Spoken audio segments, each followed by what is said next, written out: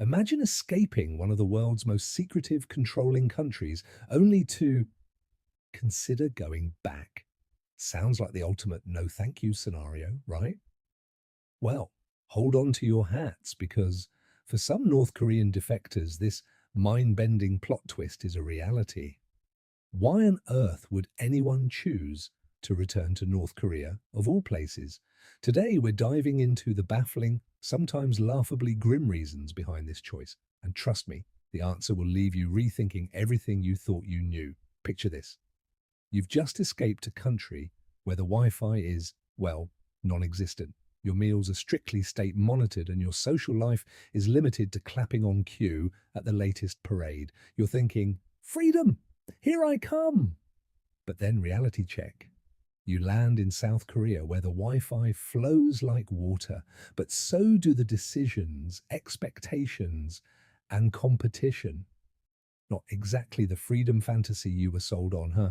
Yes, South Korea is like Disneyland for grown-ups, K-pop blasting, shiny malls everywhere, and 24-hour everything. For the average visitor, it's paradise. But for defectors, it's like getting dropped in a sci-fi movie where you don't understand the plot. The culture shock isn't just a slap in the face, it's a full-on roundhouse kick.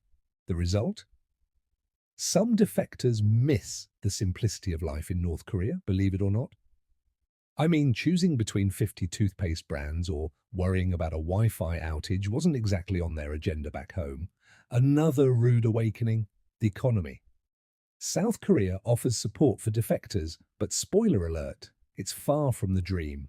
Jobs don't exactly grow on trees, especially when you're used to state-assigned work.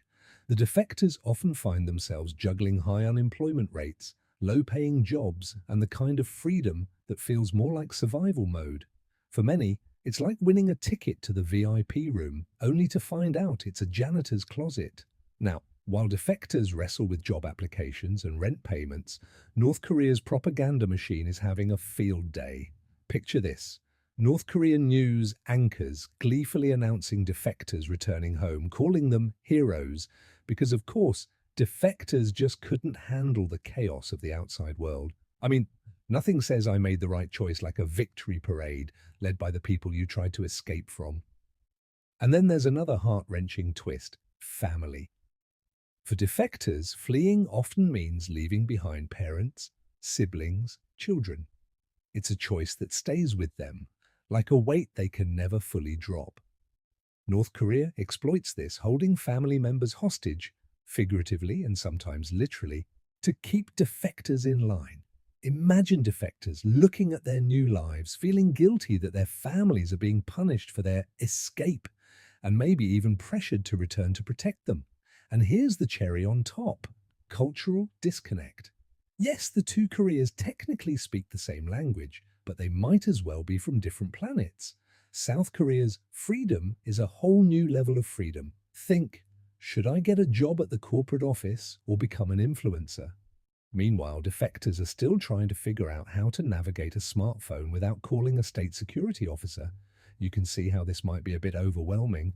And let's not forget North Korea's favorite pastime, propaganda. The North Korean regime goes all out to convince its people that defectors regret their decision. According to state media, the South is a land of endless suffering and alienation, a virtual wasteland of Western decadence.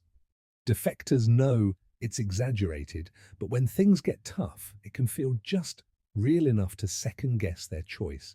And believe it or not, some defectors feel oddly relieved by North Korea's rigid, state-controlled system.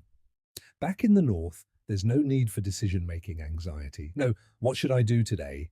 Or what career should I choose? The state decides it all, which for some feels like a weirdly comforting routine. I mean, life in North Korea may be harsh, but at least it's predictable. You're too busy clapping for the great leader to stress over career plans. Now let's be clear, this doesn't mean defectors are rushing back en masse, but adjusting to life outside North Korea isn't as simple as hopping a fence. North Korea may be oppressive, but it's familiar. And sometimes people would rather deal with the devil they know than tackle a new world full of confusing freedoms and social norms. So there you have it, the unexpected, ironic reasons why some North Korean defectors find themselves considering a trip back to the Hermit Kingdom. It's not a simple case of good versus evil. It's about identity, belonging, and the culture shock of a lifetime. Thanks for tuning in. Let us know in the comments. If you were in their shoes, would you stay in the land of choices or go back to a place where Netflix, TikTok, and Starbucks are just myths?